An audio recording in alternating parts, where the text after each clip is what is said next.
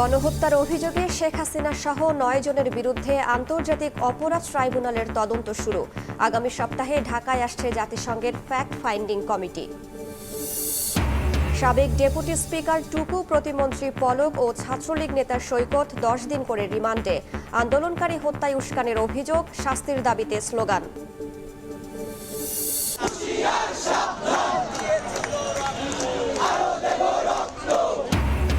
চার দফা দাবিতে বৈষম্য বিরোধী ছাত্র আন্দোলনের গণজমায়েত। হত্যার বিচার নিশ্চিতে মাঠে থাকার ঘোষণা। অবস্থান কর্মসূচি নিয়ে মাঠে বিএনপি, ষড়যন্ত্র প্রতিহতের ডাক। বাড়ছে অন্তর্বর্তীকালীন সরকারের পরিধি। নতুন করে উপদেষ্টা হচ্ছেন আরও ৪ জন। শুক্রবার বিকেলে বঙ্গভবনে শপথ পাঠ করাবেন রাষ্ট্রপতি। এবং ১ মাস পর আগামী রোববার খুলছে দেশের সব শিক্ষা প্রতিষ্ঠান। ১১ সেপ্টেম্বর থেকে শুরু স্থগিত হওয়া এইচএসসি ও সমমান পরীক্ষা। রুটিন প্রকাশ।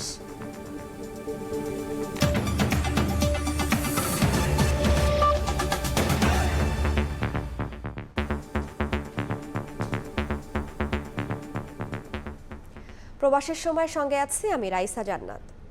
সাবেক প্রধানমন্ত্রী শেখ হাসিনা, ওবায়দুল কাদের সহ ৯ জনের বিরুদ্ধে গণহত্যার অভিযোগের তদন্ত শুরু করেছে আন্তর্জাতিক অপরাধ ট্রাইব্যুনালের তদন্ত সংস্থা। হত্যায় জড়িত সংগঠন হিসেবে আওয়ামী লীগ, যুবলীগ, ছাত্রলীগ সহ অঙ্গ সংগঠনেরও বিচার চাওয়া হয়েছে। এদিকে হেলিকপ্টার থেকে শিশু জুবায়েদকে গুলি করে হত্যার ঘটনায় শেখ হাসিনা সহ ১৬ জনের বিরুদ্ধে মামলার এজাহার গ্রহণে মোহাম্মদপুর থানাকে নির্দেশ দিয়েছেন আদালত। সাবেক প্রধানমন্ত্রী সহ ৯ জনের বিরুদ্ধে হত্যা ও মানবতাবিরোধী অপরাধের বিচারের জন্য আবেদন জমা পড়েছে আন্তর্জাতিক অপরাধ ট্রাইব্যুনালের তদন্ত সংস্থায়।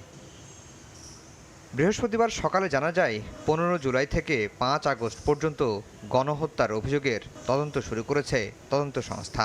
সাবেক প্রধানমন্ত্রী শেখ হাসিনা, তার মন্ত্রী পরিষদের কয়েকজন সদস্য, পুলিশ, র্যাব এর ঊর্ধ্বতন কর্মকর্তা এবং সংগঠন হিসাবে বাংলাদেশ আওয়ামী লীগ এবং তার অঙ্গ সংগঠনকে এখানে আসামি করা হয়েছে। তদন্তকারী কর্মকর্তা এখন চাইলেই আন্তর্জাতিক অপরাধ ট্রাইব্যুনালে এই আসামিদের বিরুদ্ধে গ্রেফতারি পরোয়ানা চেয়ে একটি আবেদন করতে পারেন। এই আইনের ৩-১ ধারায় পরিষ্কার করে বলা আছে যে ১৯৭৩ সালে এই আইন প্রণয়নের পূর্বে এবং পরের সকল অপরাধের বিচার এই আইন দ্বারাই করা সম্ভব এবং এই ট্রাইব্যুনালেই করা সম্ভব। তদন্ত শেষ করে এ নিয়ে প্রতিবেদন দাখিল করবে তদন্ত সংস্থা। এই আইনে সর্বোচ্চ শাস্তি মৃত্যুদণ্ড। আফজাল হোসেন, সময় সংবাদ, ঢাকা। বৈষম্য বিরোধী ছাত্র আন্দোলনে হতাহতের ঘটনায় তদন্ত কাজে সহায়তায় ঢাকায় আসছে জাতিসংঘের ফ্যাক্ট ফাইন্ডিং কমিশন। আগামী সপ্তাহেই তাদের কারিগরি টিম বাংলাদেশে আসছে বলে জানিয়েছেন জাতিসংঘের আবাসিক সমন্বয়কারী গোয়েন লুইস। এদিকে পররাষ্ট্র উপদেষ্টা মোহাম্মদ তৌহিদ হোসেন জানিয়েছেন, বিশ্বব্যাপী গ্রহণযোগ্য তদন্তের জন্য জাতিসংঘকে সহযোগিতা করবে সরকার। কোটা সংস্কার আন্দোলনে হতাহতের ঘটনা নিয়ে বুধবার অন্তর্বর্তী সরকারের প্রধান উপদেষ্টা অধ্যাপক ডক্টর মোহাম্মদ ইউনূসের সঙ্গে টেলিফোনে আলাপ করেছেন জাতিসংঘের মানবাধিকার বিষয়ক হাই কমিশনার ফলকার তুর্ক। এ সময় তিনি সংস্থাটির তদন্ত দলের ঢাকা সফরের কথাও জানিয়েছিলেন।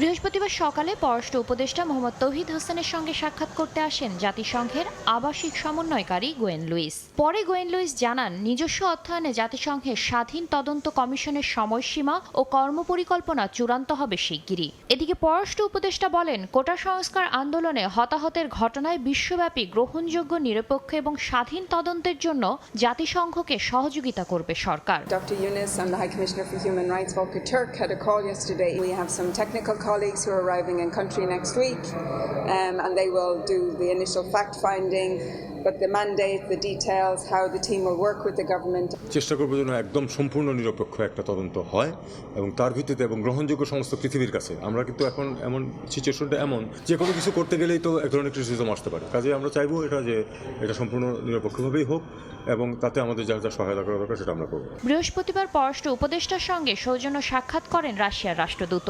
বৈঠক শেষে জানান, রূপপুর পারমাণবিক প্রকল্প বাস্তবায়নে কিছুটা দেরি হতে পারে, তবে তা আশঙ্কাজনক কিছু নয়। পররাষ্ট্র উপদেষ্টা বলেন, দেশটির উপর পশ্চিমাদের নিষেধাজ্ঞার বিষয়টি মাথায় রেখেই যতদূর সম্ভব দ্বিপাক্ষিক সম্পর্ক এগিয়ে নেবে Dhaka. Chain of command in the Ministry of Science and Technology. Of course, there will be a little bit delays, but it will not be critical. Sanction রেজিমের ভিতর দিয়ে আমরা যেটুকু সহায়তা করতে পারি, যেটুকু ইন্টারাকশন করতে পারি, সেটার ম্যাক্সিমাম আমরা করতে চাই। এদিন জাপানের রাষ্ট্রদূত ইয়াওমা কিমিনোরি মোহাম্মদ তৌহিদ হোসেনের সঙ্গে দেখা করতে আসলে মিয়ানমারের রোহিঙ্গা প্রত্যাবাসনে দেশটির সহযোগিতা চেয়েছে ঢাকা। শাতিলা শারমিন, সময় সংবাদ, ঢাকা। সাবেক ডেপুটি স্পিকার শামসুল হক টুকু, সাবেক ডাক, টেলিযোগাযোগ ও তথ্য প্রযুক্তি প্রতিমন্ত্রী জুনায়েদ আহমেদ পলক এবং ছাত্রলীগের ঢাকা বিশ্ববিদ্যালয় শাখার সাধারণ সম্পাদক তানভীর হাসান সৈকতের 10 দিনের রিমান্ড মঞ্জুর করেছেন আদালত। শুনানিতে আইনজীবীরা বলেন, আসামিদের নির্দেশেই গুলি চালিয়ে হত্যা করা হয় আন্দোলনকারীদের। পল্টন থানার হত্যা মামলায় গ্রেফতার সাবেক প্রতিমন্ত্রী জুনায়েদ আহমেদ পলক, সাবেক ডেপুটি স্পিকার টুকু ও ঢাকা বিশ্ববিদ্যালয় ছাত্রলীগের নেতা তানভীর হাসান সৈকতকে বুধবার বিকেলে প্রিজন ভ্যানে করে ডিবি কার্যালয় থেকে আনা হয় ঢাকার সিএমএম কোর্টে। এ সময় তাদের সর্বোচ্চ শাস্তির দাবিতে আদালত প্রাঙ্গণে স্লোগান দেয় সাধারণ মানুষ ও আইনজীবীরা। আদালতে তুলে 10 দিনের রিমান্ড চেয়ে শুনানি করেন রাষ্ট্রপক্ষের আইনজীবীরা। বলেন, বৈষম্য বিরোধী ছাত্র আন্দোলনে তাদের নির্দেশেই গুলি চালিয়ে হত্যা করা হয় বহু ছাত্র ও সাধারণ মানুষকে। আবেদন মঞ্জুর করেন আদালত। তাদেরকে 10 দিনের পুলিশ রিমান্ড চায়। রিমান্ড চাওয়ার পরে আদালতে প্রসিকিউশন পক্ষে এই রিমান্ড কেন হবে এই যৌক্তিকতা তুলে দেওয়ার পরে আদালত বিবেচনা করে তাদেরকে 10 দিনের রিমান্ড চাইছে, 10 দিনের রিমান্ড দেয়। প্রতিমন্ত্রীর নির্দেশেই ইন্টারনেট বন্ধের পাশাপাশি হত্যাকাণ্ডে উস্কানি দেয়া হয় বলে জানান আইনজীবীরা। সামাজিক যোগাযোগ বন্ধ করে দিয়ে নির্বিচারে ছাত্র জনতাদের উপরে গুলি করে হত্যা করা হয়। সেই হত্যার সঙ্গে এই জন আসামিগণ সরাসরি এবং প্রত্যক্ষ এবং পরোক্ষভাবে তারা জড়িত। সাবেক প্রধানমন্ত্রী শেখ হাসিনা সহ আন্দোলনকারী হত্যায় জড়িত মন্ত্রী এমপিদের আন্তর্জাতিক অপরাধ ট্রাইব্যুনালের অধীনে বিচারের দাবি জানিয়েছে বৈষম্য বিরোধী ছাত্র আন্দোলন। সহিংসতায় জড়িত থাকায় আওয়ামী লীগ নিষিদ্ধের দাবিও করা হয় গণজামায়াত কর্মসূচি থেকে। সমন্বয়করা বলেন, প্রতি বিপ্লবের নামে দেশের স্থিতিশীলতা নষ্টের চেষ্টা করলে আওয়ামী লীগকে আরও করুণ পরিণতি ভোগ করতে হবে।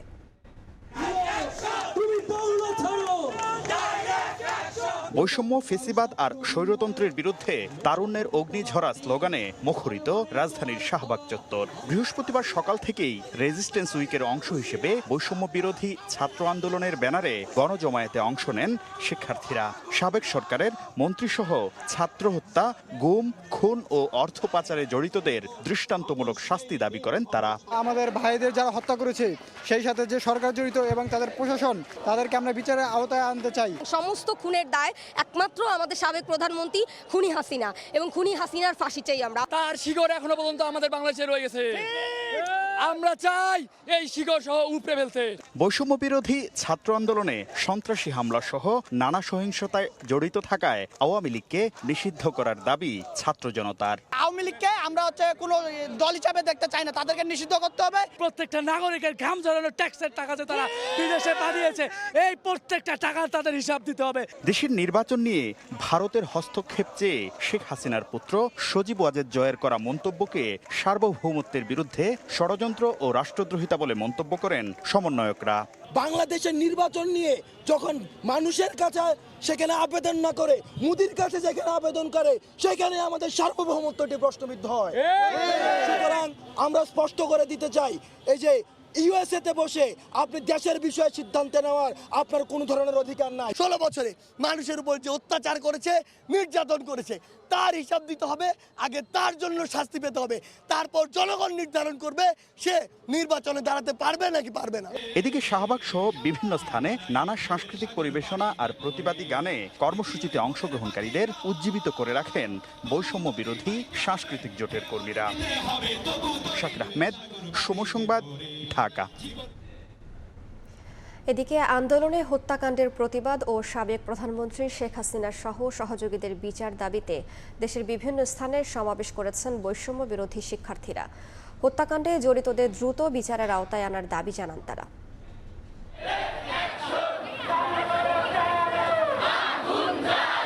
বৈষম্য বিরোধী ছাত্র আন্দোলনের ডাকা রেজিস্ট্যান্স উইক কর্মসূচি ঘিরে সারা দেশ আবারও উত্তাল। সাবেক প্রধানমন্ত্রী শেখ হাসিনার বিচার দাবিতে ফের রাজপথে একজোট শিক্ষার্থীরা। বরিশালে ঘণ্টাব্যাপী ঢাকা বরিশাল মহাসড়ক অবরোধ করে বিক্ষোভ করেন আন্দোলনরত ছাত্রছাত্রীরা। হত্যাকারীদের দ্রুত বিচারের আওতায় আনার দাবি জানান তারা। রাজশাহী, রংপুর, কুড়িগ্রাম, মাদারীপুর সহ বিভিন্ন জেলায় বিক্ষোভ নিয়ে রাজপথে নামেন শিক্ষার্থীরা। এ সময় শেখ হাসিনাকে স্বৈরাচার আখ্যা দিয়ে বিভিন্ন স্লোগান দেওয়া হয়। ছাত্র জনতার ওপর নির্বিচারে গণহত্যা চালানোই শেখ হাসিনাকে দ্রুত দেশে ফিরে এনে বিচারের কাঠগড়ায় তোলা সহ 4 দফা দাবিতে আন্দোলন করা হয়। কুটচাল করতেছে, ষড়যন্ত্র করতেছে। এই ষড়যন্ত্রের বিরুদ্ধে আমরা আজকে 0 পয়েন্টে মিলিত হয়েছি। 0 ফ্যাসিজম, বাংলাদেশে কোনো ফ্যাসিজম থাকবে না। হাসিনাকে অবশ্যই দেশে ফিরিয়ে এনে তার ফাঁসি কার্যকর করতে হবে। অবশ্যই আমরা বিচার করব। সেই বিচার করার জন্য কিন্তু আমরা এই নতুন বাংলাদেশ আমরা অর্জন করছি। এই খুনিদের বিচার অবশ্যই করা হবে এই বাংলার মাটিতে, এবং অবশ্যই তাদেরকে আমরা কঠোরতম শাস্তির আওতায় আনব। আওয়ামী লীগের নেতাকর্মীরা সন্ত্রাসী কার্যক্রমে জড়িত থাকায় দলটিকে নিষিদ্ধের দাবিও উত্থাপন করেন আন্দোলনরতরা। এছাড়াও আওয়ামী লীগের নতুন ষড়যন্ত্রের নৈরাজ্য ঠেকাতে সকল শিক্ষার্থী মাঠে থাকবে বলে হুঁশিয়ারি দেওয়া হয়। তারা বাংলাদেশে টিকতে না পেরে গভীর ষড়যন্ত্র চালাচ্ছে। যারা ষড়যন্ত্রের সাথে জড়িত, খুনের সাথে জড়িত, তাদেরকে অতি দ্রুত অনতিবিলম্বে তাদেরকে বিচারের আওতায় এনে ফাঁসি কার্যকর করা হোক। শীঘ্রই 4 দফা দাবির বাস্তবায়ন না হলে আগামীতে কঠোর আন্দোলনের হুঁশিয়ারি শিক্ষার্থীদের। কনক আজাদ, সময় সংবাদ। সনাতন ধর্মাবলম্বীদের খেপিয়ে তুলে আওয়ামী লীগ দেশকে অস্থিতিশীল করার ষড়যন্ত্র করছে বলে অভিযোগ করেছেন বিএনপি মহাসচিব মির্জা ফখরুল ইসলাম আলমগীর। গুলি চালিয়ে ছাত্র জনতা হত্যার ঘটনায় শেখ হাসিনা সহ তার সহযোগীদের বিচারের দাবিতে নয়াপল্টনে অবস্থান কর্মসূচিতে কথা বলেন তিনি। বলেন, শেখ হাসিনাকে দেশের মানুষ আর দেখতে চায় না বলেই ধানমন্ডি 32-এ আওয়ামী লীগকে জড়ো হতে দেয়নি ছাত্র জনতা। ছাত্র জনতার আন্দোলনে নির্বিচারে গুলি করে হত্যার প্রতিবাদ ও ক্ষমতাচ্যুত শেখ হাসিনার বিচারের দাবিতে দলীয় কার্যালয়ের সামনে অবস্থান কর্মসূচি বিএনপির। বৃহস্পতিবার বিকেল 3টায় শুরু হওয়ার কথা থাকলেও আনুষ্ঠানিকতা শুরু হতে বিকেল 4টা পেরিয়ে যায়। অবস্থান কর্মসূচি জুড়েই দলটির নেতারা বিতাড়িত সরকারের হত্যা, নির্যাতন, লুটপাট আর দুর্নীতির ফিরিস্তি তুলে ধরেন। স্থায়ী কমিটির সদস্য মির্জা আব্বাস দাবি করেন, অর্থ আত্মসাৎকারী এখনও দেশে আছে, তাই তাদের টাকা জব্দ করা গেলে দেশের আর্থিক সংকট অনেকটাই কেটে যাবে। এরা এত টাকা অতি স্বল্প সময়ে বিদেশে পাচার করেছে যা আপনাদের হিসাবের বাইরে। বেছে বেছে দেখে দেখে ওদেরকে ব্যবস্থা করতে হবে। টাকাগুলো আদায় করলে এখন যে বাংলাদেশে যে ক্রাইসিস, টাকার যে সমস্যা, সমস্ত সমস্যার অর্ধেক সমাধান হয়ে যাবে। এই ক্রিমিনালদের বেশিরভাগ এখন দেশে আছে, সবাই পালিয়ে যেতে পারে নাই। বিএনপি মহাসচিব মির্জা ফখরুল ইসলাম আলমগীর দাবি করেন, দেশের মানুষ আর আওয়ামী লীগকে দেখতে চায় না বলেই তারা শোক দিবস পালন করতে পারেনি। ক্ষমতাচ্যুত শেখ হাসিনা আবারও ষড়যন্ত্র করে ভারতের সাহায্যে দেশে ঢোকার চেষ্টা করছে বলেও দাবি তার। তাদের মূল কাণ্ড হচ্ছে ইচ্ছা হচ্ছে দেশে অস্থিতির সৃষ্টি করে আবার যদি ওই ভারতের সাহায্যে ঢুকে পড়া যায় তাহলে হয়তো তারা রক্ষা পাবে। 32 নম্বরে গিয়ে ফুল দেবেন, কারো কোনো আপত্তি ছিল না, কিন্তু ছাত্ররা তো হতে দেয়নি। আপনারা তো হতে দেননি কেন? ওই মানুষটাকে আর কেউ দেখতে চায় না, ওই হাসিনার চেহারা তারা আর দেখতে চায় না। চায় আওয়ামী লীগ নেতাকর্মীদের আত্মসমর্পণ করার আহ্বান জানিয়ে বিএনপি মহাসচিব মির্জা ফখরুল হত্যার দায়ে আওয়ামী লীগ ও তাদের নেত্রীর আন্তর্জাতিক আইনে বিচারের দাবি জানান। তাদের আমরা বিচার চাই, বিচার আল্লাহ তাআলা করছে, আরো করবে। ভালো এই সমস্ত ঝামেলা না করে আপনারা আত্মসমর্পণ করেন। যারা এখনো বাইরে আছেন, এদিক ওদিক করছেন, এদের বিচার করতে হবে, এবং আজকে এদের বিচার করতে হবে আন্তর্জাতিক মানবতা বিরোধী আইনে, অর্থাৎ এরা ক্রাইম করেছে। আওয়ামী লীগ নেত্রী শেখ হাসিনা ও তাদের দলের নেতাকর্মীদের বিচারের দাবিতে মিরপুর, শহীদ মিনার ও বাইতুল মোকাররম এলাকা সহ বিভিন্ন স্থানে বিক্ষোভ মিছিল ও অবস্থান কর্মসূচি পালন করে ছাত্রদল, যুবদল সহ মহানগর বিএনপি। আহমেদ সালেহীন, সময় সংবাদ, ঢাকা। গণহত্যার প্রতিবাদ ও শেখ হাসিনার বিচার দাবিতে বিভিন্ন জেলায় অবস্থান কর্মসূচি পালন করেছে বিএনপি। আওয়ামী লীগ সরকারের আমলে হওয়া গুম, খুন সহ সব অপরাধের সুষ্ঠু তদন্ত ও জড়িতদের বিচার দাবি করেছেন নেতারা। ছাত্র জনতার আন্দোলনের তোপের মুখে আওয়ামী লীগ সরকার পতনের পর একের পর এক কর্মসূচিতে রাজপথে শক্ত অবস্থান জানান দিচ্ছে বিএনপি। এবার শেখ হাসিনাকে গণহত্যার প্রধান কুশীলব দাবি করে তার বিচারের দাবিতে মাঠে দলটি। বৃহস্পতিবার সকাল থেকেই নানা স্লোগানে মুখরিত হয় দেশের প্রতিটি বিভাগ, জেলা ও উপজেলা শহর। খণ্ড খণ্ড মিছিল নিয়ে নেতাকর্মীরা জড়ো হন প্রতিটি রাজপথে। এরপর অবস্থান কর্মসূচি পালন করেন। দাবি একটাই, ছাত্র জনতার উপর গুলি চালিয়ে গণহত্যায় অভিযুক্ত শেখ হাসিনা ও তার সহযোগীদের বিচার দাবি। গণতন্ত্রকে হত্যা করেছে, ভোটার বিহীন করেছে, তাদেরকে বিচারের আওতায় আনতে হবে। বাংলাদেশের জনগণকে কেউ যেন নির্যাতিত করতে না পারে, নিপীড়িত করতে না পারে। বিএনপি নেতারা অভিযোগ করেন, অবৈধভাবে সরকার গঠন করে প্রশাসনকে দাস বানিয়ে হত্যা, গুম ও খুনের রাজত্ব কায়েম করেছিল শেখ হাসিনার নেতৃত্বাধীন সরকার। প্রতিটি ঘটনার তদন্ত করে দোষীদের বিচারের মুখোমুখি করার দাবি জানান তারা। গণহত্যা করেছে, এই হত্যাকারীর যিনি নায়ক শেখ হাসিনাকে অতি সত্বর বিচারের মুখোমুখি করতে হবে। হাজার হাজার লোককে খুন করেছে, ফাঁসির আমরা দাবি করছি। অন্তর্বর্তীকালীন সরকার দেশকে সংস্কার করে দ্রুত নির্বাচনের মাধ্যমে গণতান্ত্রিক উপায়ে ক্ষমতা হস্তান্তর করবে বলেও আশাবাদ ব্যক্ত করেন বিএনপির নেতাকর্মীরা। ওমর ফারুক, সময় সংবাদ। বাড়ছে অন্তর্বর্তীকালীন সরকারের পরিধি। উপদেষ্টা হিসেবে নতুন করে আরও 4 জন যুক্ত হবেন বলে জানা গেছে। বৃহস্পতিবার বিকেলে রাষ্ট্রপতির প্রেস উইং জানায়, শুক্রবার বিকেল 4টায় বঙ্গভবনে শপথ পাঠ করাবেন রাষ্ট্রপতি মোহাম্মদ শাহাবুদ্দিন। তবে নতুন উপদেষ্টাদের নাম পরিচয় জানায়নি প্রেস উইং। সূত্রের মাধ্যমে পাওয়া তথ্য অনুযায়ী নতুন 4 উপদেষ্টা হতে পারেন ওয়াহিদ উদ্দিন মাহমুদ, আলী ইমাম মজুমদার, অবসরপ্রাপ্ত লেফটেন্যান্ট জেনারেল জাহাঙ্গীর আলম ও ফাউজুল কবির খান। এর আগে 3 দফায় শপথ গ্রহণ করেন অন্তর্বর্তীকালীন সরকারের 17 উপদেষ্টা। 1 মাস পর আগামী রোববার দেশের সব শিক্ষা প্রতিষ্ঠান খুলে দেওয়ার নির্দেশ দিয়েছে শিক্ষা মন্ত্রণালয়। বৃহস্পতিবার উপসচিব মোসাম্মদ রহিমা আক্তারের সই করা এক বিজ্ঞপ্তিতে এ তথ্য জানানো হয়। এদিকে 11 সেপ্টেম্বর থেকে শুরু হচ্ছে স্থগিত হওয়া এইচএসসি ও সমমান পরীক্ষা। পরীক্ষার রুটিন প্রকাশ করেছে শিক্ষা বোর্ড। কোটা সংস্কার ও ছাত্র জনতার আন্দোলন চলাকালে শিক্ষার্থীদের নিরাপত্তা বিবেচনায় 17 জুলাই থেকে অনির্দিষ্টকালের জন্য দেশের সব প্রাথমিক বিদ্যালয় বন্ধ ঘোষণা করা হয়। পরবর্তীতে এক বিজ্ঞপ্তিতে গত 6 আগস্ট থেকে সব শিক্ষা প্রতিষ্ঠান খোলার কথা জানিয়েছিল আন্তঃবাহিনী জনসংযোগ পরিদপ্তর। তবে আওয়ামী লীগ সরকারের পতন ও দেশজুড়ে সৃষ্ট পরিস্থিতিতে বিদ্যালয় খোলা সম্ভব হয়নি।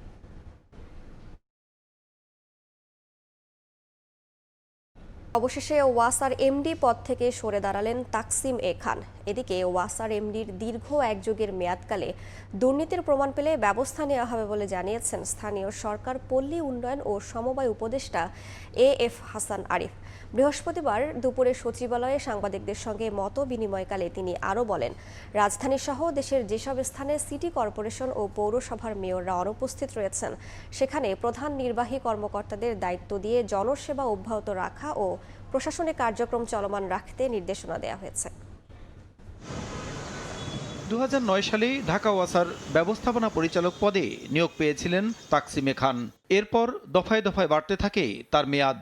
সবশেষ গত বছরের আগস্টে 7মবারের মতো একই পদে 3 বছরের চুক্তিভিত্তিক নিয়োগ পান তিনি। আর 1 যুগেরও বেশি সময় ওয়াসার এমডি হিসেবে দুর্নীতি অনিয়মের এক স্বর্গরাজ্য গড়ে তোলেন তাকসিম।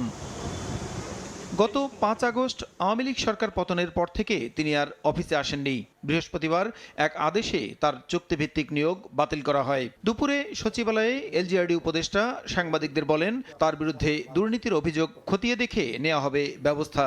তাকে ঘিরে যে দুর্নীতির চক্র যেটা হয়েছিল, চক্রেতে যারা সক্রিয় আছে বা যারা লুকিয়ে আছে তাদেরকে কি ব্যবস্থার মধ্যে আনা যায় সেটার ব্যাপারে চিন্তা ভাবনা করা হবে এবং পদক্ষেপ নেওয়া হবে আর কি। এদিকে রাজধানী সহ দেশের বিভিন্ন স্থানে সিটি কর্পোরেশন ও পৌরসভার মেয়ররা অনুপস্থিত থাকায় জনসেবা অব্যাহত রাখা ও প্রশাসনিক কার্যক্রম চলমান রাখতে প্রধান নির্বাহী কর্মকর্তাদের দায়িত্ব দেওয়ার কথা জানান উপদেষ্টা।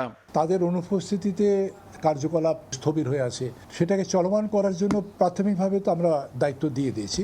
মেয়র, চেয়ারম্যান যারা আছেন তাদের কেউ আছেন কেউ নেই, তো সেখানে আমাদের কি সিদ্ধান্ত হবে সেটা তথ্যগুলো পাওয়ার পরে আমরা সিদ্ধান্ত নেব যে সেখানে কিভাবে আমরা এই পরিস্থিতিটা মোকাবিলা করব। ডেঙ্গুর প্রোগ্রাম চলমানই আছে, যেখানে তো ফান্ডের দরকার ছিল, মানে যা যা করণীয় সেগুলো তারা আবার নতুন করে চালু করবে। জন্ম ও মৃত্যু নিবন্ধন কার্যক্রম স্বাভাবিক রাখতেও নির্দেশনা দেওয়ার কথা জানান এলজিআইডি উপদেষ্টা। ইউনিয়ন পর্যায় পর্যন্ত এই জন্ম ডেথ সার্টিফিকেট এবং বার্থ সার্টিফিকেট দেওয়ার ব্যবস্থা হয়েছে। প্রসূন আশিস, সময় সংবাদ, ঢাকা। সাবেক স্বরাষ্ট্রমন্ত্রী আসাদুজ্জামান খান কামাল ও তার 6 সহযোগীর বিরুদ্ধে ঘুষ বাণিজ্যের অভিযোগে অনুসন্ধানে নেমেছে দুদক। অভিযোগ রয়েছে আসাদুজ্জামান খান কামাল ও তার সিন্ডিকেট নিয়োগ বাণিজ্য, বদলি বাণিজ্য করতেন, আর সেই টাকা বস্তায় করে পৌঁছে যেত সাবেক এই মন্ত্রীর বাসায়। একসময় ছিলেন আওয়ামী লীগ সরকারের সবচেয়ে প্রভাবশালী মন্ত্রীদের একজন। দুর্দণ্ড প্রতাপে নিয়ন্ত্রণ করতেন মাঠ প্রশাসন, গড়ে তোলেন নিয়োগ বাণিজ্য, বদলি বাণিজ্য সহ অপরাধ সিন্ডিকেট। এমন অভিযোগে এবার সাবেক স্বরাষ্ট্রমন্ত্রী আসাদুজ্জামান খান কামালের বিরুদ্ধে অনুসন্ধানে দুর্নীতি দমন কমিশন। বৃহস্পতিবার সংস্থাটির উপপরিচালক জাহাঙ্গীর আলমের নেতৃত্বে আসাদুজ্জামান খান কামালের দুর্নীতি অনুসন্ধানে একটি টিম গঠন করা হয়। অভিযোগে বলা হয়েছে, স্বরাষ্ট্র মন্ত্রণালয়ের সাবেক অতিরিক্ত সচিব ডক্টর হারুনুর রশিদ বিশ্বাসের নেতৃত্বে সিন্ডিকেট গড়ে তোলেন কামাল। এই সিন্ডিকেটের সদস্য ছিলেন যুগ্ম সচিব ধনঞ্জয় কুমার দাস, মন্ত্রীর সহকারী একান্ত সচিব মনির হোসেন, জনসংযোগ কর্মকর্তা শরীফ মাহমুদ অপু, প্রশাসনিক কর্মকর্তা মোল্লা ইব্রাহিম হোসেন। অভিযোগ রয়েছে, এই সিন্ডিকেট জেলায় পুলিশ সুপার নিয়োগে 80 থেকে 2 কোটি টাকা এবং পদায়নে 1 থেকে 3 কোটি টাকা পর্যন্ত নিত। তাদের আশীর্বাদ ছাড়া পুলিশের কেউ কোনো জেলায় বা গুরুত্বপূর্ণ পদে পদায়ন পেতেন না। এছাড়া ফায়ার সার্ভিসের নিয়োগের জন্য জনপ্রতি 8 থেকে 12 লাখ টাকা নিতেন কামাল হারুন সিন্ডিকেট, আর এসব টাকা বস্তায় বা ব্যাগে পৌঁছে যেত আসাদুজ্জামান খান কামালের বাসায়। এই টাকা ঝুঁকি এড়াতে বিদেশে পাচার করা হতো বলেও অভিযোগে উল্লেখ করা হয়। মাইনুল হাসান, সময় সংবাদ, ঢাকা। আলোচিত ব্যবসায়ী এস আলম ও তার পরিবারের সব সদস্যের ব্যাংক হিসাব তলব করেছে কর বিভাগ। বৃহস্পতিবার এনবিআরের আয়কর বিভাগের অঞ্চল 15 থেকে এ সংক্রান্ত একটি চিঠি বিভিন্ন ব্যাংকে পাঠানো হয়েছে। এতে এস আলম গ্রুপের কর্ণধার এস আলম, তার স্ত্রী ফারজানা পারভিন, মা চেমনারা বেগম ও ভাই আবদুল্লাহ হাসানের ব্যাংক হিসাব তলবের পাশাপাশি ক্রেডিট কার্ডের তথ্য চেয়েছে এনবিআর। এস আলমের স্ত্রী ফারজানা পারভিন, ভাই Abdullah Hasan S Alam luxury chair coach service ও S Alam cold rolled steel লিমিটেডের পরিচালক।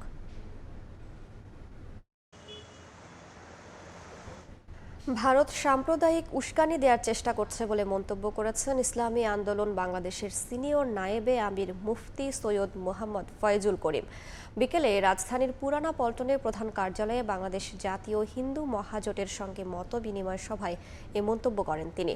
বলেন, পরাজিত শক্তি সনাতন ধর্মাবলম্বীদের ঢাল হিসেবে ব্যবহার করে দেশে অস্থিতিশীল পরিস্থিতি সৃষ্টির পায়তারা করছে। সব ধর্মের মানুষ এক হয়ে দেশকে এগিয়ে নিয়ে যেতে হবে।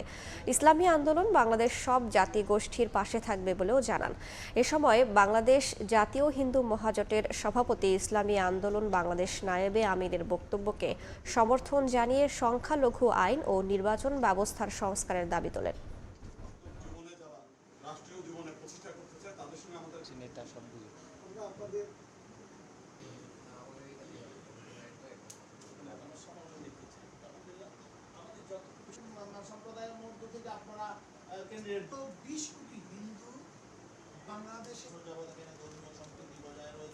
কোনো এক সম্প্রদায়, কোনো এক গোষ্ঠী হিন্দু সম্প্রদায়কে ব্যবহার করে আসলে নিজেদের ক্ষমতাকে স্থায়ী করার একটা পরিকল্পনা সৃষ্টি করেছে। আমরা বাংলাদেশের মানুষ, কে মুসলমান কে হিন্দু আমাদের দেখার বিষয় নয়। আমরা এদেশের নাগরিক, প্রত্যেক মানুষের মর্যাদা প্রদান করতে হবে, মানবিক মর্যাদা। এখানে মুসলমানের মর্যাদা, হিন্দুদের মর্যাদা, খ্রিস্টানের মর্যাদা বলা হয় না, মানবিক মর্যাদা। যে মানুষ তাকে অবশ্যই মর্যাদা দিতে হবে। 1975 সালের 15 আগস্ট সপরিবারে হত্যা করা হয় বঙ্গবন্ধু শেখ মুজিবুর রহমানকে। দিবসটি উপলক্ষে বৃহস্পতিবার বিভিন্ন স্থানে সীমিত পরিসরে নানা আয়োজন করা হয়। এদিকে গোপালগঞ্জের টুঙ্গিপাড়ায় বঙ্গবন্ধুর সমাধিতে শ্রদ্ধা জানিয়েছেন আওয়ামী লীগ নেতাকর্মীরা। 1971 সালে যার নেতৃত্বে স্বাধীন সার্বভৌম পায় বাংলাদেশ, 4 বছর না যেতেই কতিপয় বিপদগামী সেনা সদস্যের হাতে প্রাণ যায় তার। 1975 সালের 15 আগস্ট রাজধানীর ধানমন্ডির 32 নম্বরে নির্মমভাবে হত্যাকাণ্ডের শিকার হন বঙ্গবন্ধু শেখ মুজিবুর রহমান, তার স্ত্রী ফজিলাতুন্নেছা মুজিব ও পরিবারের আরও 16 সদস্য। দিবসটিতে সকালে গোপালগঞ্জের টুঙ্গিপাড়ায় বঙ্গবন্ধুর সমাধিতে আওয়ামী লীগ সভাপতি শেখ হাসিনার পক্ষ থেকে ফুল দিয়ে শ্রদ্ধা জানানো হয়। পরে দলটির সহযোগী সংগঠনগুলোও ফুল দেয়। একই সঙ্গে শহীদদের আত্মার মাগফিরাত কামনায় বিশেষ দোয়া করা হয়। বঙ্গবন্ধুর মৃত্যুবার্ষিকীতে শরীয়তপুরে আওয়ামী লীগ কার্যালয় থেকে একটি শোক র্যালি বের হয়ে শরীয়তপুর ঢাকা মহাসড়ক প্রদক্ষিণ করে জাজিরার টিএনটি মোড়ে গিয়ে শেষ হয়। পরে সেখানে সংক্ষিপ্ত আলোচনা সভা করেন নেতাকর্মীরা। বঙ্গবন্ধু শেখ মুজিবুর রহমানের 49তম মৃত্যুবার্ষিকী উপলক্ষে খুলনা জেলা আওয়ামী লীগ কার্যালয়ের সামনের সড়কে শোক র্যালি বের করে দলটির নেতাকর্মীরা। নারায়ণগঞ্জ জেলা আওয়ামী লীগ কার্যালয়ে দলীয় নেতাকর্মীদের সঙ্গে নিয়ে বঙ্গবন্ধুর প্রতিকৃতিতে ফুল দিয়ে শ্রদ্ধা জানান সিটি কর্পোরেশনের মেয়র ডাক্তার সেলিনা হায়াত আইভী। পরে শহীদদের প্রতি গভীর শোক ও শ্রদ্ধা জানাতে 1 মিনিট নীরবতা পালন করা হয়। এছাড়া সুনামগঞ্জ মুক্তিযোদ্ধা সংসদে শেখ মুজিবুর রহমানের মুরালে ফুল দিয়ে শ্রদ্ধা জানান আওয়ামী লীগের নেতাকর্মীরা। এত বছর 15 আগস্ট জাতীয় শোক দিবস হিসেবে পালন ও সাধারণ ছুটি চলে আসলেও গত 13 আগস্ট অন্তর্বর্তীকালীন সরকার তা বাতিল করে দেয়। সর্দার মোহাম্মদ আরিফ, সময় সংবাদ। 27 দিন বন্ধ থাকার পর চালু হলো আন্তনগর ট্রেন চলাচল। এর মধ্য দিয়ে পুরোপুরি চালু হলো রেল সেবা। চিরচেনা রূপে ফিরেছে কমলাপুর রেল স্টেশন। এতে স্বস্তি ফিরেছে যাত্রীদের মাঝে। তবে আন্দোলনে ক্ষতিগ্রস্ত হওয়ায় এখনও চালু হয়নি আন্তনগর, বুড়িমারি, সিরাজগঞ্জ, জামালপুর ও পারাবত এক্সপ্রেস।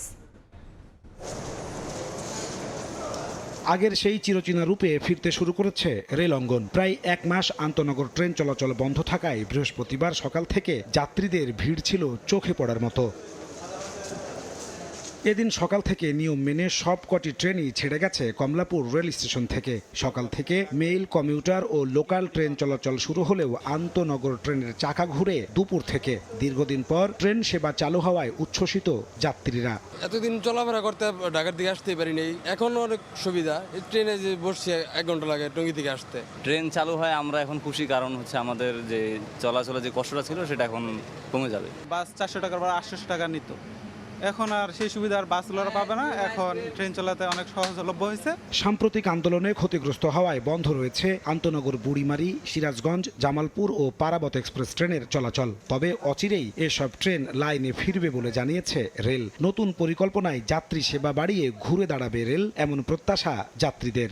অনলাইনে সুন্দর মতো টিকিট পাওয়া যায়, এই নতুন সরকারের কাছে আমাদের এটাই আহ্বান।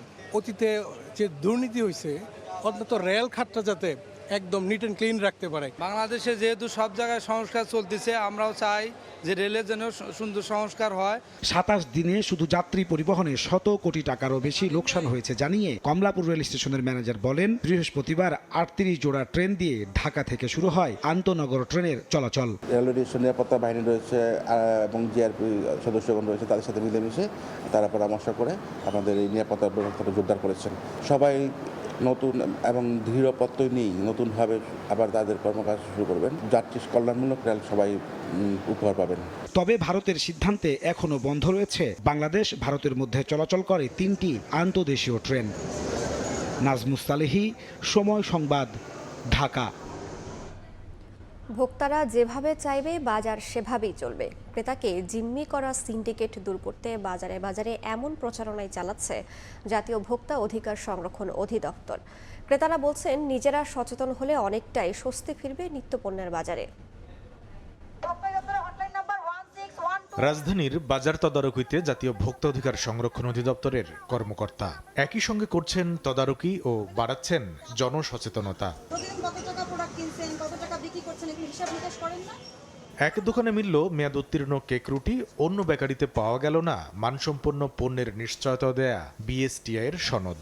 একজন পার পেলেন সতর্কতায়, আরেকজন গুনলেন 5,000 টাকা জরিমানা। এমন অভিযানের দরকার আছে বলে মনে করেন দোকানিরা। মাল ছিল তাই 5,000 টাকা জরিমানা করা হয়েছে। ছাত্ররা বলছে যে বেশি দামে বেচতে পারবেন না, সীমিত লাভে মাল বেচবেন। ট্রেড লাইসেন্স সবই আছে, শুধু বিএসটি একটু ঝামেলা, এটা করলে ওকে। এই অভিযানগুলো দরকার আছে এবং চেক করাটা দরকার আছে, এটা আমরাও চাই। এবং আমরা চাই হচ্ছে ধরেন একেবারে মানে গায়ে যেন মূল্য থাকে এবং একেবারে রেডি করে মানে প্যাকেট করে সেল করতে, কারণ আমরাও ঝামেলায় যাইতে চাই না। পণ্য নিয়ন্ত্রণে ও সিন্ডিকেট নামের অদৃশ্য শক্তির হাত থেকে বাজারকে মুক্ত করতে সচেতনতার বিকল্প নাই। ভোক্তারাই জানালেন এমন উপলব্ধির কথা। আমার দিক থেকে পরিবর্তন হইলাম, কিন্তু অন্য দিক থেকে অন্যরা পরিবর্তন হবে না, তাহলে তো পরিবর্তন হবে না। আসলে সবাই চাচ্ছে মানে স্বস্তি ফিরে আসুক সব জায়গাতেই, এভরিথিং এভরি হিয়ার, সব জায়গায় সবখানে। অভিযানে আসা ভোক্তার কর্মকর্তা জানালেন, যেভাবে ভোক্তারা চাইবেন বাজার চলবে সেভাবে। সিন্ডিকেটটা আসলে ব্যবসায়ীদের হওয়ার কথা না, সিন্ডিকেটটা হওয়ার কথা ভোক্তাদের। আপনাদের টাকায় কিন্তু ব্যবসা চলে, ব্যবসায়ীদের ব্যবসা চলে। সুতরাং ভোক্তারা কখনোই দুর্বল না, কনজিউমাররা চুজ করবে মার্কেটে কি প্রোডাক্ট চলবে কি চলবে না। জানিয়ে গেলেন, বিক্রেতারা আধিপত্য বিস্তার করলেই যেন জানানো হয় ভোক্তার দপ্তরে অথবা বৈষম্য বিরোধী শিক্ষার্থীদের কাছে। আপনারা হয়তো এভাবে ভাবেন না, কিন্তু ভাবতে হবে। কামরুল হাসান সবুজ, সময় সংবাদ, ঢাকা। 9 দিন পর ভারতের সঙ্গে বেনাপোল স্থলবন্দর দিয়ে স্বাভাবিক হলো পাসপোর্টধারী যাত্রী পারাপার।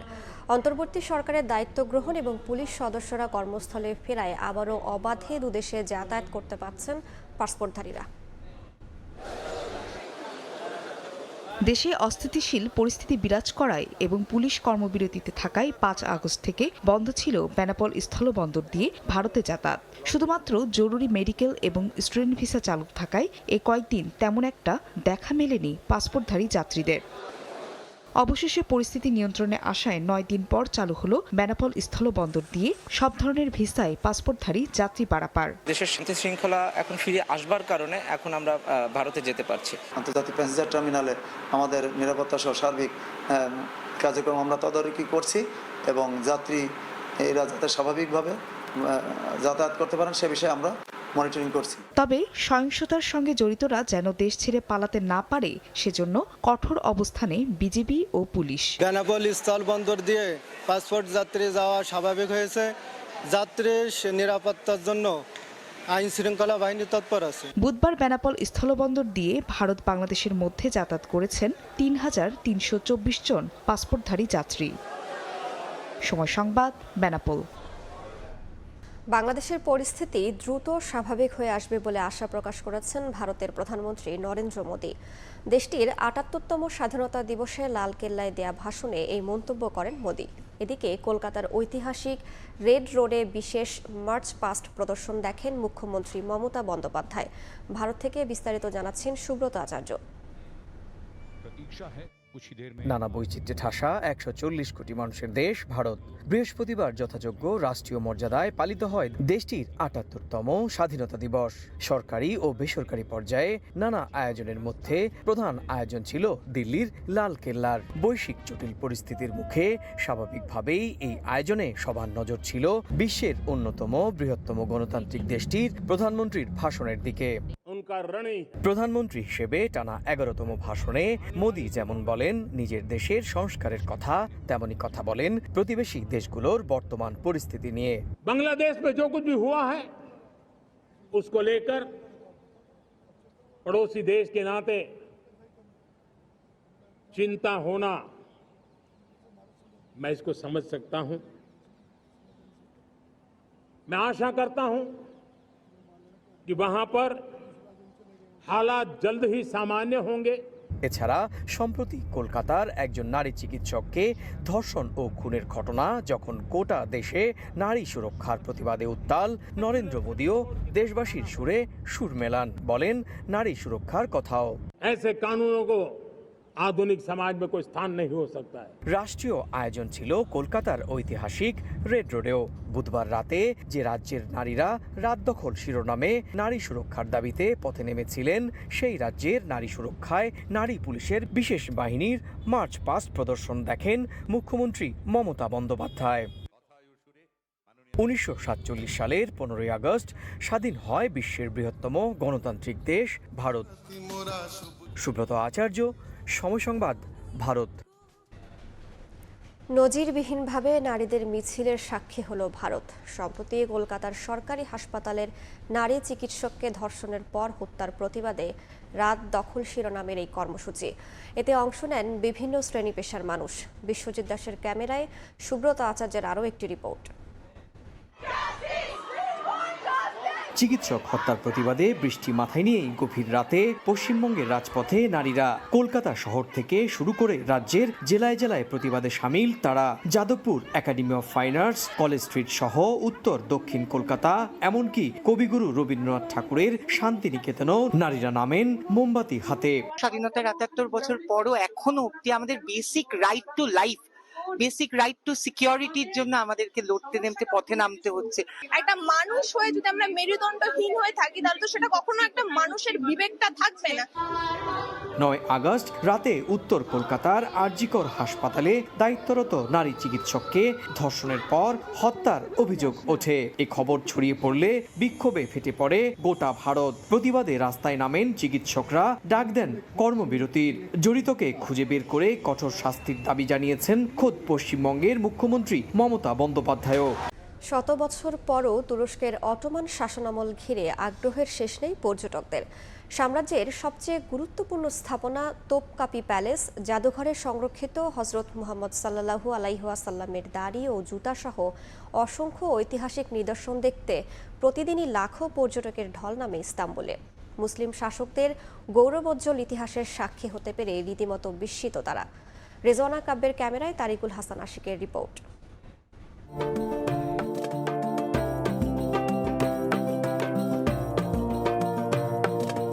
তুরস্কে অটোমান শাসনামলের ঐশ্বর্যের প্রতীক তোপকাপি প্রাসাদ ও জাদুঘর দেখতে প্রতিদিন হাজারো পর্যটকের ঢল নামে ইস্তাম্বুলে। ১৫শ শতাব্দীতে সুলতান দ্বিতীয় মেহমেদ নির্মিত প্যালেসটি ৪০০ বছর ব্যবহার করেন সাম্রাজ্যের ৩০ প্রভাবশালী সুলতান।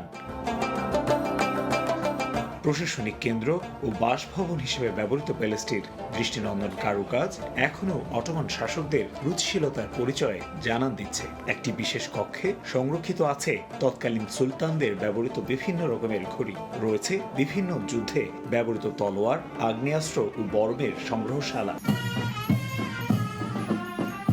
পর্যটকদের সেই যুগের স্বাদ দিতে এখনো তোপকাপি প্যালেসে দেখা যায় বিশেষ প্যারেড, যেখানে অটোমান সেনাবাহিনীর বিশেষ সাজসজ্জায় সজ্জিত হয়ে বাদ্যযন্ত্রের তালে তালে জানান দেয় সোনালী যুগের শাসকদের গৌরবোজ্জ্বল ইতিহাসের কথা। তোপকাপি প্রাসাদের জাদুঘরেই রাখা আছে মহানবী হযরত মুহাম্মদ সাল্লাল্লাহু আলাইহি ওয়াসাল্লামের পায়ের ছাপ, জুতা, দাড়ি সহ বিভিন্ন জিনিসপত্র। রয়েছে নবীজি কন্যা ফাতেমা রাদিয়াল্লাহু তাআলা আনহু সহ ৪ খলিফার ব্যবহৃত কাপড় ও বিভিন্ন জিনিসপত্র। হেরেম সহ তোপকাপি প্রাসাদেই একসঙ্গে বসবাস করতে পারত ৪,০০০ মানুষ। ৩০ জন অটোমান শাসকদের নানা নিদর্শন ছাড়াও তোপকাপি প্যালেস থেকেই উপভোগ করা যায় বসফরাসের মনোমুগ্ধকর সৌন্দর্য। তোপকাপি প্যালেসকে অটোমান শাসনামলের সবচেয়ে গুরুত্বপূর্ণ স্থাপনা বললেও ভুল হবে না। প্রশাসনিক কেন্দ্রের পাশাপাশি এটিই ছিল সুলতানদের বাসভবন ও হেরেম। সেই সাথে এটি বর্তমানে বিশ্বের মুসলিমদের জন্য অন্যতম সমৃদ্ধ একটি জাদুঘর। তারিকুল হাসান আশিক, সময় সংবাদ, ইস্তাম্বুল, তুরস্ক। অন্তর্বর্তীকালীন সরকার বললে যে কোনো সময়ে পদত্যাগে রাজি বিসিবির বর্তমান পরিচালনা পর্ষদ। তবে ক্রীড়া উপদেষ্টা চাইলে গঠনতন্ত্র মেনে কার্যক্রম চালিয়ে যাবেন তারা, এমন মন্তব্য করেছেন বিসিবি পরিচালক ইফতেখার রহমান মিঠু। দেশের চলমান অবস্থার প্রেক্ষিতে ভারতকে নারীদের টি-20 বিশ্বকাপ আয়োজনের অনুরোধের খবরটি সত্য নয় বলেও নিশ্চিত করেছেন তিনি। তবে বাস্তবতা মেনে পিছিয়ে যাচ্ছে বিপিএল ড্রাফট। সেপ্টেম্বরের শেষে অনুষ্ঠিত হতে পারে ফ্র্যাঞ্চাইজি টুর্নামেন্টের দল গঠন প্রক্রিয়া। রাজনৈতিক অস্থিরতায় ক্রিকেট পাড়ার টক অব দ্য টাউন বিসিবির বর্তমান পরিচালনা পর্ষদ। বিশেষ করে 24 সদস্যের বোর্ডের একাধিক পরিচালক আত্মগোপনে থাকায় স্থবির কার্যক্রম। এরই মধ্যে নাজমুল হাসান পাপন সহ বোর্ড পরিচালকদের পদত্যাগের দাবিতে প্রায় প্রতিদিনই বিসিবিতে হচ্ছে মিছিল। এমন অবস্থায় যুব ও ক্রীড়া উপদেষ্টার সঙ্গে এক দফা দেখাও করেছেন ঢাকায় থাকা 7 পরিচালক। তাদেরই একজন ইফতেখার মিঠু পদত্যাগের বিষয়টি ছেড়ে দিয়েছেন অন্তর্বর্তীকালীন সরকারের ওপর। সরকার যেটা চায় সেটার বাইরে যাওয়ার কোনো ইয়ে না। ওনারা যদি চায় যে এই বোর্ড নিয়ে কাজ করবেন, তো দ্যাটস ফাইন। যদি ওনারা বলে আমাদের রিজাইন করতে, আমরা প্রস্তুত আছি, সব ডিরেক্টররাই। আমাদের কনস্টিটিউশন আমরা আর আইসিসি রেগুলেশনরা করলে ভবিষ্যতে কোনো প্রবলেম হবে না। ভারতের একাধিক গণমাধ্যমের খবর, দেশের চলমান অবস্থার পরিপ্রেক্ষিতে নাকি বিসিসিআইকে আসন্ন নারী টি-20 বিশ্বকাপের স্বাগতিক হতে অনুরোধ করেছে বিসিবি। বিষয়টি মোটেও সত্য নয় বলে জানান এই বোর্ড পরিচালক, বরং বিশ্বকাপ আয়োজনে কোনো প্রতিবন্ধকতাই দেখছেন না তিনি। আমরা তো প্রস্তাব দেওয়ার কেউ না, this is the ICC event, we have the hosting right. Logistically আর আমাদের যে এক্সপিরিয়েন্স আছে এটা কিন্তু আমরা ম্যানেজ করে ফেলতে পারবো। তবে পিছিয়ে যাচ্ছে বিপিএল এর প্লেয়ার্স ড্রাফটের সময়সূচি। আগামী মাসের প্রথম সপ্তাহে তা হওয়ার কথা থাকলেও ফ্র্যাঞ্চাইজিগুলোর দাবির মুখে হতে পারে শেষ সপ্তাহে। এটার তো কোনো ডিসিশন নিতে পারছি না। এখন আমরা ক্রিকেট বোর্ড কেমন করে ফাংশন করব এই দিক নির্দেশনাটা ওনার থেকে পেলেই এই যে এইসব কাজ যেগুলি পিছিয়ে আছে বা কোনটা ক্যান্সেল করতে হবে, কোনটা করব, এইগুলি ডিসিশন আমরা নিতে পারবো। তবে বাস্তবতা মেনে মিঠু বলছেন, বিসিবির গতিপথ হয়তো নির্ধারণ হয়ে যাবে আগামী সপ্তাহের মধ্যেই। ক্রিকেটের স্বার্থে দ্রুততম সময়ের মধ্যেই সংকটের নিরসন চান তিনিও। আমরা ক্রিকেট বোর্ড কেমন করে ফাংশন করব। মাহবুব রিমন, সময় সংবাদ, ঢাকা। এ পর্যায়ে শীর্ষ সংবাদগুলো জানিয়ে দিচ্ছি আরেকবার। গণহত্যার অভিযোগে শেখ হাসিনা সহ 9 জনের বিরুদ্ধে আন্তর্জাতিক অপরাধ ট্রাইব্যুনালের তদন্ত শুরু। আগামী সপ্তাহে ঢাকায় আসছে জাতিসংঘের ফ্যাক্ট ফাইন্ডিং কমিটি। সাবেক ডেপুটি স্পিকার টুকু, প্রতিমন্ত্রী পলক ও ছাত্রলীগ নেতা সৈকত 10 দিন করে রিমান্ডে। আন্দোলনকারী হত্যায় উস্কানির অভিযোগ, শাস্তির দাবিতে স্লোগান।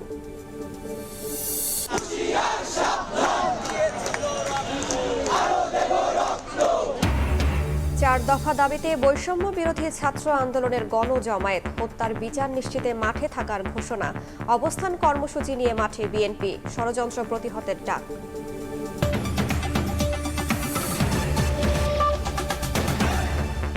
এই ছিল প্রবাসের সময়ের, সঙ্গেই থাকুন সময়ের।